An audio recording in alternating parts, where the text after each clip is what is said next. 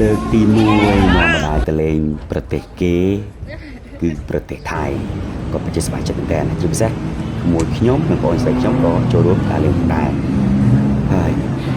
អញ្ចឹងដំបូងឡើយគឺខ្ញុំត្រូវទិញស្បត់សិនហើយទិញស្បត់ចន្លោះហើយយើងម៉ោង7យើងហោះអញ្ចឹងយើងពីព្រលឹមបន្តិចទៅពេលហើយយើងរៀបចំយើងអីហោះកំពុងតែសប្បាយចិត្តត្រេកអរជាមួយនឹងវ៉ាលីបាលៀងច្រើនមែនតើនេះវ៉ាលីសប្បាយចិត្តស្នាមញញឹមហើយឥឡូវនេះយើងកាត់ទេយើងមកដល់ទីក្រុងមកដល់ពលានហោះពោចិនតុងរបស់យើងហ្នឹងហើយនេះកំពុងតែធ្វើដំណើរទៅលើយន្តហោះចាក់ចេញពីពលានយន្តហោះពោចិនតុងហោះឆ្ពោះទៅទីក្រុងបាងកកពលានហោះសុវណ្ណភូមិអញ្ចឹងវីដេអូនេះខ្ញុំធ្វើកាត់ទេដោយសារតែវាអត់មានពេលច្រើនចឹង10នាទីស្គម10នាទីនេះគឺល្អសម្រាប់អ្នកគ្នាជាបទពិសោធន៍មួយឥឡូវនេះញញឹមដោយប្រំប្រៃតែម្ដងបដៃរបស់ខ្ញុំនៅលើយន្តហោះលើកទី1គាត់ជិះយន្តហោះឥឡូវចដើរយន្តរបស់គេឡើងវែងដល់សុវណ្ណភូមិនេះដល់ទីក្រុងសុវណ្ណឥឡូវសុវណ្ណភូមិយើងជិះតែភ្លើងព្រោះដោយសារតែចង់ឲ្យគាត់មានបទពិសោធន៍ជិះតែភ្លើងទិញកាក់ទិញអីចឹងណាដល់ពេលជិះតែភ្លើងហើយយើងក៏កាត់ទៅមកដល់កន្លែងគេហៅថាផ្លូវទៅបន្ទូណាណោះផ្លូវទៅបន្ទូណាគឺទីនេះគឺ Central World Supermarket Central World ជាទីក្រុងបាងកកនៅទីក្រុងបាងកកហើយចិត្ត Big C ហ្នឹងគឺល្បីមែនតើ Big C នៅទីក្រុងនឹង Central World សំទោសផងហ្នឹងហើយដល់ពេលហើយយើងកាត់ទេយើងក៏ដើរលេងនៅឯសយ៉ាម Icon សយ៉ាមអញ្ចឹងទៅមើលលេចមើលការថតរូបថតអីអញ្ចឹងណាហើយមនុស្សច្រើនទេតាមនុស្សច្រើនបើគេទេសចរគេច្រើនមែនតើប្រៀបធៀបប្រទេសកម្ពុជារបស់យើងយើងមិនអាចដល់គេទេព្រោះគេច្រើនជាងយើងឥឡូវនេះចេញមកពី mall ហើយយើងដើរបន្តិចមកគឺមកដល់កន្លែងញ៉ាំម្ដងមាន street food មានអីជាច្រើនហើយបរទេសគេថតរូបទៅអីចឹងណាហើយនេះគឺ Night Market អញ្ចឹង Night Market នេះវាទួយដូច Night Market ខ្មែរយើងដែរទេមិនសូវធំមែនទេប៉ុន្តែប្រទេសច្រឡំប្រទេសប្រជាពលរដ្ឋរបស់គេលក់ដូចតែយើងដែរទាំងឯងខុសគ្នាទេតែភ្ញៀវគេច្រើនជាងហើយការលក់របស់គេកុំភ្លេចថាកោដូចតែខ្មែរយើងដែរទេវាមិនខុសគ្នាហ្មងទេអានេះNight Market នៅចិត្តសយ4ហៅថាផ្លូវលេខ4ហ្នឹងអញ្ចឹងខ្ញុំនាំគាត់ដើរមើល Night Market ដើរមើលផ្សារទំនើបអញ្ចឹងណាហើយក៏សុបាយមែនតើញ៉ាំអត់ឈប់ឯម្ដាយខ្ញុំនិងក្មួយខ្ញុំបងប្អូនខ្ញុំកំពុងញ៉ាំអត់ឈប់សោះហ្មង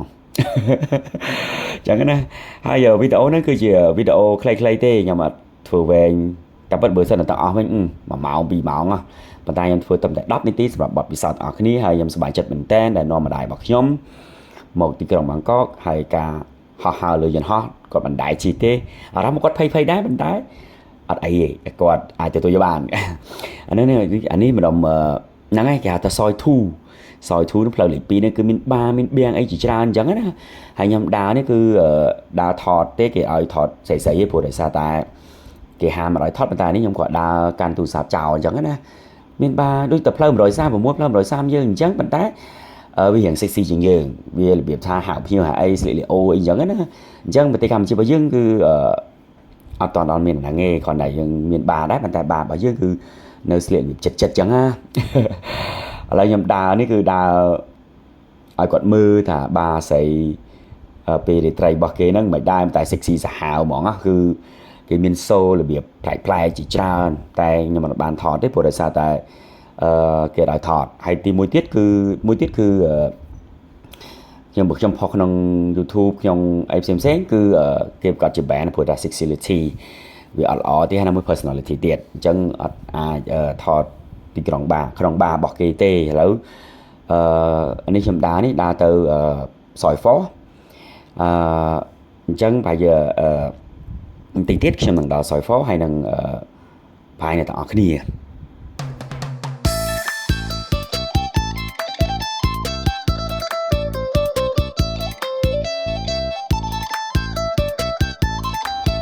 ហើយនេះជាសយ4ឥឡូវខ្ញុំដល់សយ4គេហៅថាតំបន់បារដែរតែបារនេះគឺប្រភេទ LGBTIQ គឺមានសូមានអីអញ្ចឹងណាមានសូមានភ្ញៀវមានហើយផ្លូវមកវែងអញ្ចឹងតែម្ដងទៅគឺមានបារសងខាងមានម្ហូបអាហារអញ្ចឹងណាឥឡូវនេះខ្ញុំកាត់ពីបារហ្នឹងខ្ញុំមកដល់ China Town ព្រោះធ្វើដំណើរទៅ China Town ឥឡូវនេះគឺយើងត្រូវតែជិះគេហៅថា Metro ជិះ Metro ទៅ China Town អញ្ចឹងយើងត្រូវជិះខ្លីទេយើងជិះពីស៊ីឡុំសាឡាដឿងហ្នឹងស៊ីឡុំហ្នឹង តមេត្រូហើយយើងចុះមេត្រូមកគឺដូច Sky Train ចឹងក៏មួយក្រុមដែរមួយលើមួយ Sky ចឹងណាឥឡូវខ្ញុំត្រូវថាវត្តត្រូវទៅទីតាំងវត្តបាកនវត្តបាកនច្រឡំវត្តបាកនគឺជាវត្តបាកនរបស់ថៃហ្នឹងយើងមកដល់ទីតាំងហ្នឹងដើម្បីមកដល់ China Town នេះពេលថ្ងៃទេពេលថ្ងៃមានលក់សិតតែមាសពេលថ្ងៃនៅអត់មានអីទេតែឥឡូវពេលយប់ម្ដងមើលពេលថ្ងៃពេលយប់ណាពេលយប់មានមនុស្សច្រើនមែនតើហើយភ្លើងស្អាតហើយភ្ញៀវទេសចរគេនៅនិយាយដែរគឺច្រើនឥឡូវនេះគឺវត្តល្បីរបស់គេវត្តអារុនដែល Miss Grand ដែលមានបញ្ហាជាមួយនឹងខ្មែរយើងអីហ្នឹងឥឡូវខ្ញុំមកដល់វត្តអារុនគឺមកដល់ហើយវត្តអារុននេះគឺវាមិនមែនជា temple ទេវាជាវត្តអញ្ចឹងវត្តយូរឆ្នាំហើយ100ឆ្នាំជាងហើយឬគេ5ខាងធួហ្នឹងឥឡូវគាត់កំពុងតែផ្ដិតយកវីដេអូលេខកាលេកាហើយទីនេះគឺដូច Central World ដដែលកន្លែងគេហៅថាកន្លែងសក្ការៈបូជានៅប្រទេសថៃហ្នឹងគឺប្រជាពលរដ្ឋជនជាតិថៃហ្នឹងក៏ដូចយើងអញ្ចឹងគឺសក្ការៈបូជាពុទ្ធព្រះពុទ្ធដូចគ្នាអញ្ចឹងគឺតែងតែមានហើយឥឡូវនេះគឺខ្ញុំត្រូវថាមកផាត់យាព្រោះយើងគេងទីក្រុងបាងកក3យប់មកផាត់យា2យប់ឥឡូវធ្វើដំណើរផាត់យាហើយនៅតាមផ្លូវភ្លៀងលយហ្មងនៅតាមផ្លូវភ្លៀងប្រហែលជា1ម៉ោងជាងភ្លៀង1ម៉ោងជាងបើថ្ងៃវិញសរសើរមែនតើហ្មងភ្លៀងនៅតាមផ្លូវរហូតឥឡូវនេះភ្លៀងនេះគឺចិត្ត1ម៉ោងមិនស្លាប់1ម៉ោងជាងឥឡូវភ្លៀងខ្ញុំមកដល់កន្លែងផាត់យានេះគឺស្រស់ស្រាយហ្មងគឺស្រស់ស្រាយឥឡូវផ្លូវទៅបន្ទប់របស់ខ្ញុំឥឡូវនេះបន្ទប់គេងមកយប់$50មាន free breakfast ហើយយប់បន្តិចពីល្ងាច7 8ល្ងាចហ្នឹងគឺខ្ញុំនាំគាត់មកកន្លែងវត្តផាត់យាភ្នំខ្ពស់ជាងគេសម្រាប់មើល view ហ្នឹងឯងមានអីស្អាតរបស់គេហើយសិតតែភ្លើងទីក្រុងរបស់គេហើយកុំភ្លេចថាទីក្រុងហ្នឹងក៏មានស្រីៗគាត់រស់ស៊ីផ្លូវភេទច្រើនដែរមិនមែនមានច្រើនគឺច្រើនហ្មងណាគឺច្រើនមែនតើគឺខ្ញុំនៅផាត់យា Beach ហ្នឹងខ្ញុំដើរមើលមួយម្ដាយខ្ញុំហ្នឹងគឺអ្នកបោះដៃច្រើនដែរតាហើយមានបារមានអីច្រើនមែនតើហើយខ្ញុំនាំឡើងទៅមើលសូឲ្យ Walking Street ឥឡូវយើងដល់ Walking Street ហើយនេះដែលល្បីខ្លាំងមែនតើគឺ Walking Street ហ្នឹងគឺហើយនេះគឺគេការលេងគប់ពីបងតែខ្ញុំសើចមែនតើហ្មងគឺអាប៉ែកហ្នឹងគប់ដៃត្រង់សាហាវហ្មងតែគប់មានបានអីទេបានតែសុបាយទេឥឡូវនេះគឺ Walking Street កំពុងតែយកផ្ដិតរូបភាពមានមានគ្រប់ជនជាតិសាសតែម្ដងមានច្រើនមែនតើហើយបារច្រើនណាស់សងខាងណាហើយការ decoration បាររបស់គេក៏ស្អាតដែរការតុបតែងបាររបស់គេជាមក wow fashion តែម្ដងនេះមាន live band ហើយ live band មួយជើងគឺហ្វីលីពីនមានថៃដែរប៉ុន្តែខ្ញុំមកបានខ្ញុំថតក្រុមនេះក្រុមហ្វីលីពីននៅ Walking Street ហ្នឹងហើយមានលក់កពើអាំងចង់ញ៉ាំកពើអាំងរបស់គេតែខ្ញុំមិនហ៊ានញ៉ាំមើលអត់ដែរញ៉ាំកពើផងតែនៅខ្មែរក៏ល្បីដែរកពើសាច់កពើអីហ្នឹងតែខ្ញុំអត់ញ៉ាំផងឥឡូវយើងញ៉ាំ ice cream 1 2 3មានគេមាន live band ទៀតណាគេមាន live band គេថា Beach Festival របស់គេមកចំមួយថ្ងៃយ៉ាងមួយទីគ្រប់ live band ហ្នឹងហើយមានឡើងច្រើនមកហើយមាននេះមានម្ហូបអាហារមានអង្គុយនៅឆ្នេរចំទៀននេះហៅឆ្នេរចំទៀនចឹងឆ្នេរចំទៀនហ្នឹងគឺពេលយប់ឥឡូវខ្ញុំពេលព្រឹកម្ដងគឺយើងសម្រាប់ពីដើរហត់ពេលយប់ទៅពេលព្រឹកគឺមកអង្គុយ relax ជាមួយនឹងឆ្នេរ relax មែនតើអង្គុយមានខ្យល់អាកាសបរិសុទ្ធហើយញ៉ាំទឹកដូងគ្រីបជាមួយក្មួយខ្ញុំម្ដាយខ្ញុំអូនខ្ញុំសប្បាយមែនតើក៏ប៉ុន្តែការសប្បាយក៏មានកំណត់ការសប្បាយក៏វាមានសេចក្តីដើរមានសេចក្តីបញ្ចប់អញ្ចឹង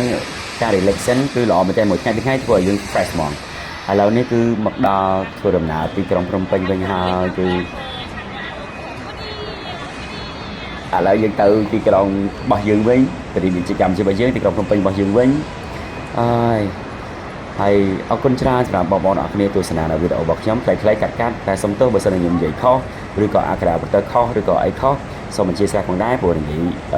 វាកំ pl ខ្លះហើយអរគុណសម្រាប់ការទស្សនាវីដេអូមួយនេះខ្ញុំសង្ឃឹមថាអ្នកនរគ្នាបានបទពិសោធន៍ពីខ្ញុំហើយនាំឪពុកម្ដាយនាំអ្នកស្រឡាញ់ដើរលេងឲ្យបានច្រើនដើម្បីសុខភាពផ្លូវ